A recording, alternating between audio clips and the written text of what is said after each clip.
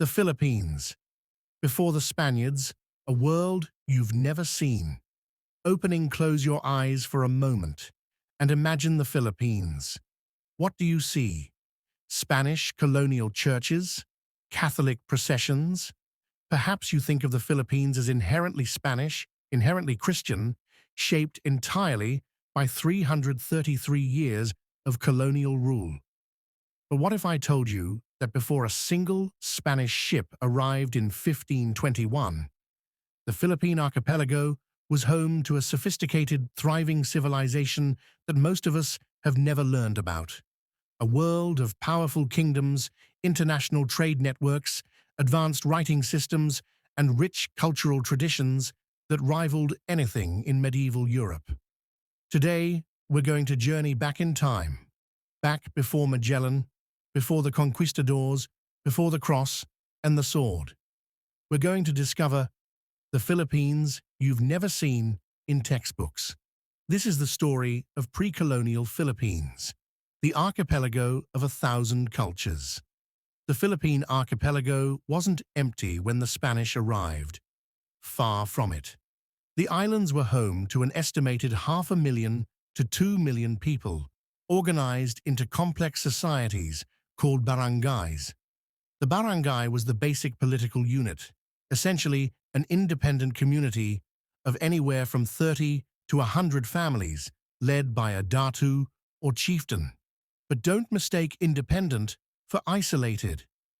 These barangays formed intricate networks of alliances, trade relationships, and sometimes rivalries that connected communities across thousands of islands. What's fascinating is the diversity. In Luzon, you had the Tagalogs, Kapampangans, Ilocanos, and Pangasinans. In the Visayas, the Cebuanos, Hiligaynons, and Warais.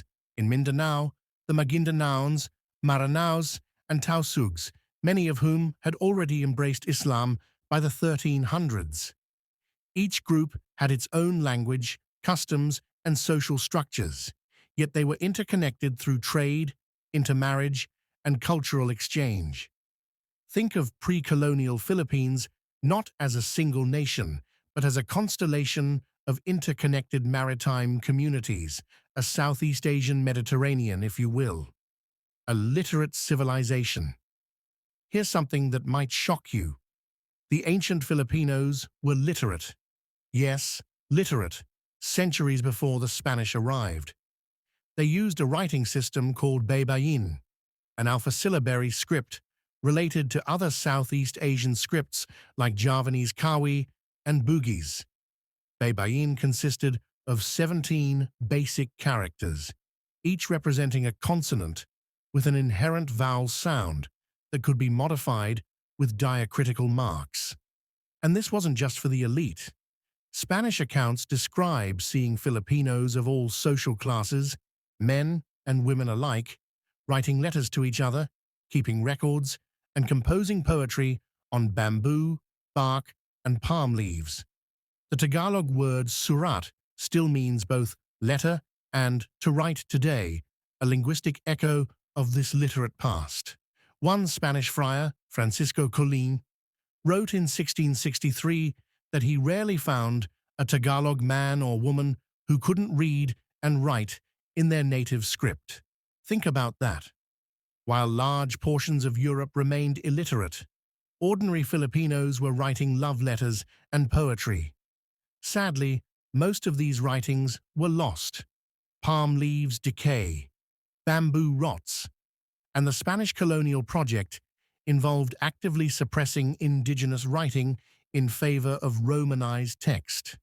But the legacy survived in fragments, in ancient pottery inscriptions, in the famous Laguna Copperplate inscription dated to 900 CE, and in the memories preserved by scholars and elders. Masters of the sea. The ancient Filipinos were, above all, seafarers. This was a maritime civilization par excellence. They built sophisticated vessels, the balangay, caracoa, and vinta, capable of navigating the treacherous waters between islands and even voyaging across the open ocean. Archaeological excavations have uncovered balangay boats over 15 meters long, constructed using advanced edge-joining techniques without a single nail, held together by wooden dowels and plant fiber lashings. These weren't just fishing boats. They were ocean-going vessels that connected the Philippines to the rest of maritime Southeast Asia. Filipino sailors and traders traveled to China, Japan, Borneo, Java, Sumatra, Siam, and even as far as the Maluku Islands and India. Navigation was an art form passed down through generations. Without compasses or maps in the Western sense, Filipino navigators used the stars, wave patterns, bird movements, and intimate knowledge of winds and currents to traverse hundreds of miles of open water. They had sophisticated mental maps of the archipelago and beyond. This maritime prowess made the Philippines a crucial node in the ancient Asian trade network that predated European colonialism by centuries. The traders, connecting two worlds. By the 10th century, the Philippines was deeply integrated into the Pan-Asian maritime trade network.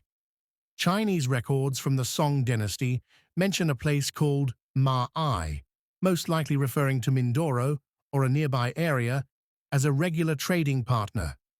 Filipino merchants exported gold, beeswax, pearls, tortoiseshell, medicinal herbs, hardwoods, and cotton textiles.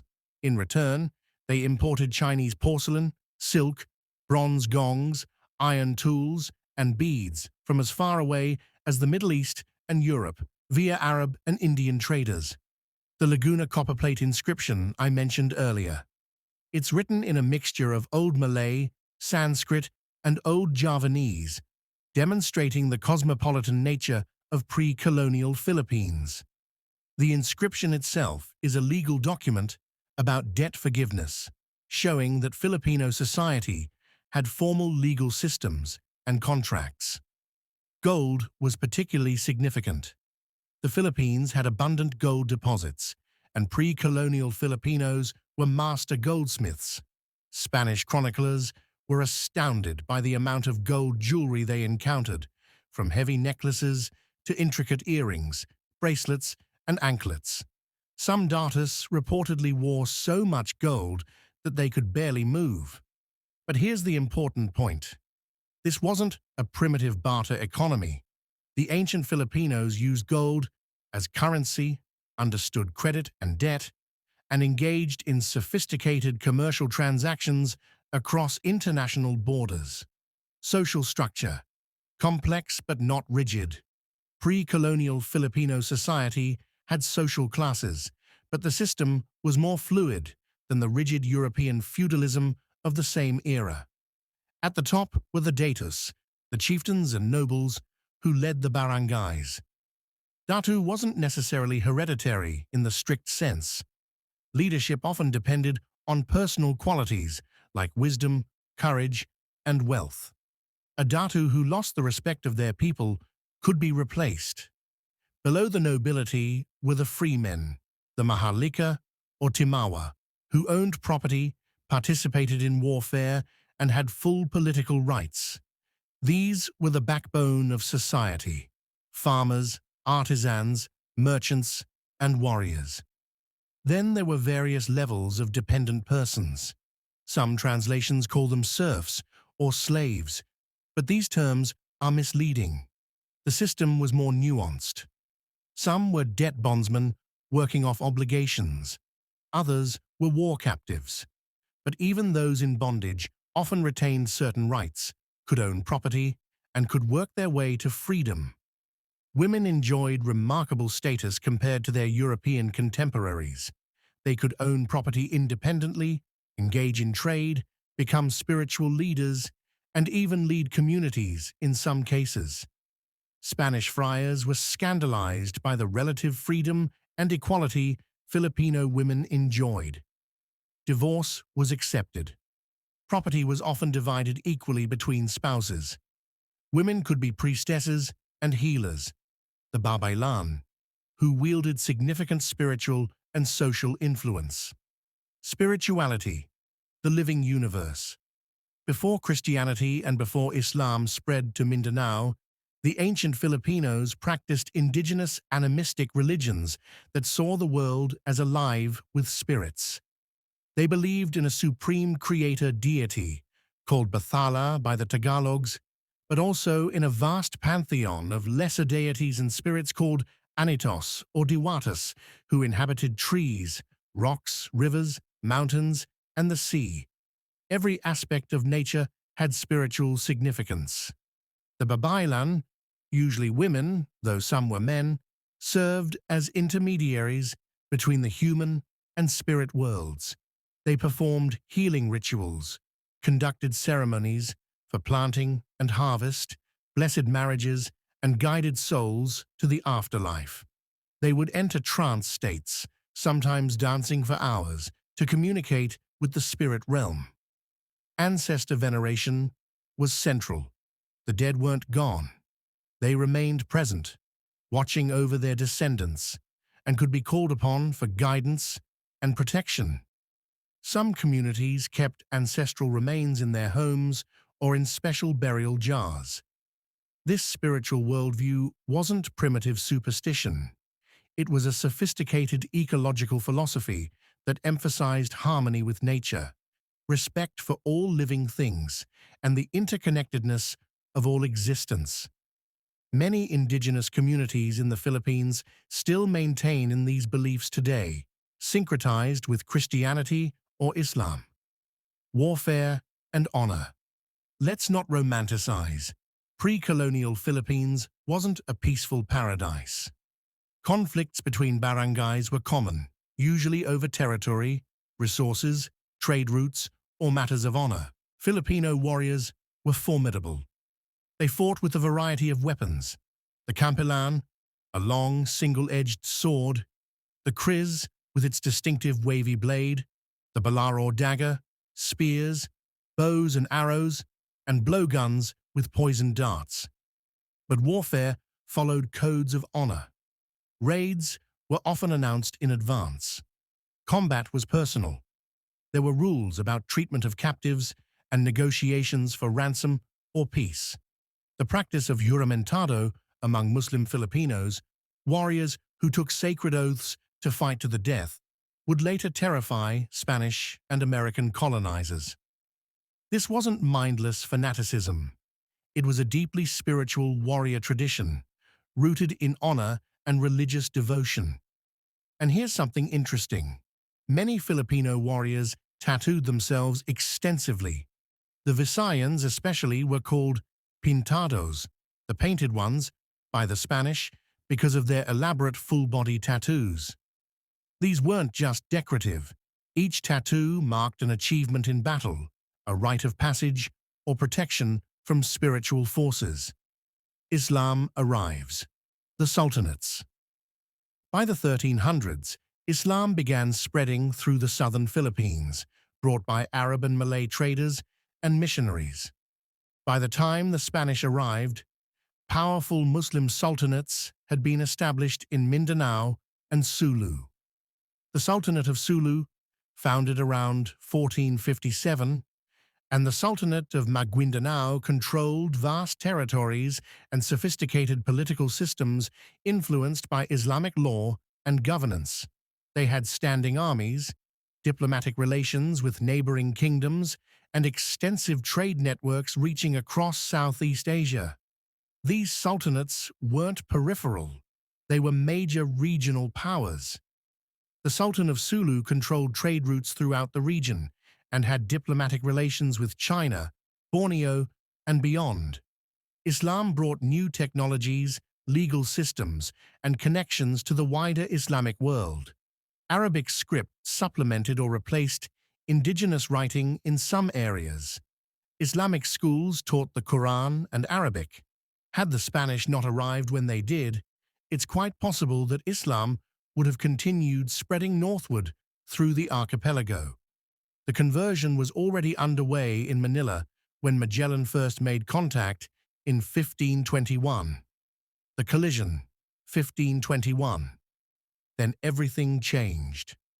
Ferdinand Magellan arrived in 1521, not as an explorer, but as a conquistador backed by the Spanish Empire and the Catholic Church. His mission wasn't just to find new trade routes, it was to claim territory and convert souls. We all know the story. Magellan was killed by Lapu-Lapu in the Battle of Mactan. But that wasn't the end. The Spanish returned, again and again, eventually establishing colonial rule that would last over 3 centuries. The conquest wasn't easy or quick. Filipinos resisted fiercely, but the Spanish had advantages: firearms, steel armor, divide and conquer tactics, and eventually they weaponized Christianity to create cultural division. Indigenous writing was suppressed. Traditional governance structures were dismantled or co-opted. The Babaylan were persecuted as witches. Indigenous religions were demonized as devil worship. Entire libraries of knowledge, written on bamboo and bark, were burned as pagan idolatry. Within a few generations, much of pre-colonial Filipino culture was forced underground or forgotten entirely. What was lost? It's staggering to consider what was lost. Not just artifacts and buildings, though those too, but entire systems of knowledge, traditional medicine, ecological wisdom, navigation techniques, metallurgy, textile arts, oral literature, and indigenous philosophy. That heritage is still there, waiting to be rediscovered, waiting to inspire new generations. The Philippines before the Spaniards wasn't just a world you've never seen. It's a world that's still here, beneath the surface, ready to be remembered. Thank you.